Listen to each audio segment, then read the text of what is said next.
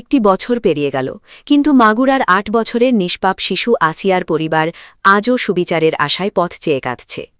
আজও মেলেনি সেই পৈশাচিক হত্যাকাণ্ডের চূড়ান্ত নিষ্পত্তি। ২০২৫ সালের ৫ই মার্চ বোনের শ্বশুরবাড়িতে গিয়ে দানবীয় বর্বরতার শিকার হয়েছিল ছোট্ট আসিয়া। পরে আশঙ্কাজনক অবস্থায় ঢাকার সম্মিলিত সামরিক হাসপাতালে চিকিৎসাধীন অবস্থায় মারা যায় সে। ঘটনার পর সারা দেশে তীব্র ক্ষোভের আগুন জ্বলে উঠেছিল।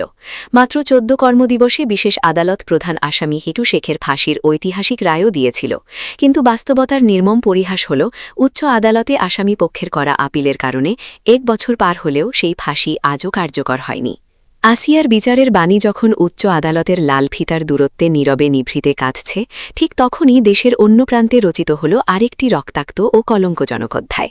রাজধানীর পল্লবীতে ধর্ষণের পর নির্মমভাবে হত্যা করা হল রামিসা নামের আরেকটি ৮ বছরের শিশুকে।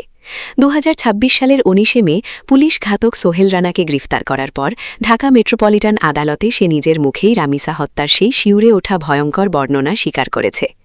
আসিয়া আর রামিসা নাম দুটো আলাদা হতে পারে, কিন্তু তাদের শেষ পরিণতি, তাদের পরিবারের আর্তনাদ আর পুরো গল্পটা কিন্তু হুবহু একই।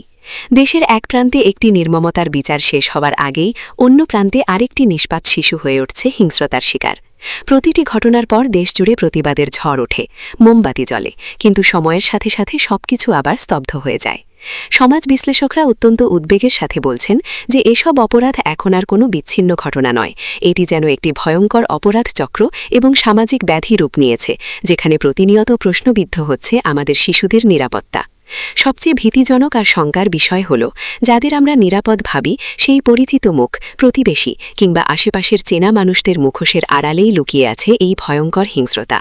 আর এই নির্মমতার ভয়ে বুকে নিয়েই প্রতিনিয়ত কাটছে আমাদের সন্তানদের জীবনের সবচেয়ে সুন্দর মুহূর্ত, তাদের রঙিন শৈশব। আর কত শিশুর রক্তে রঞ্জিত হলে জাগবে আমাদের বিচার ব্যবস্থার ঘুম?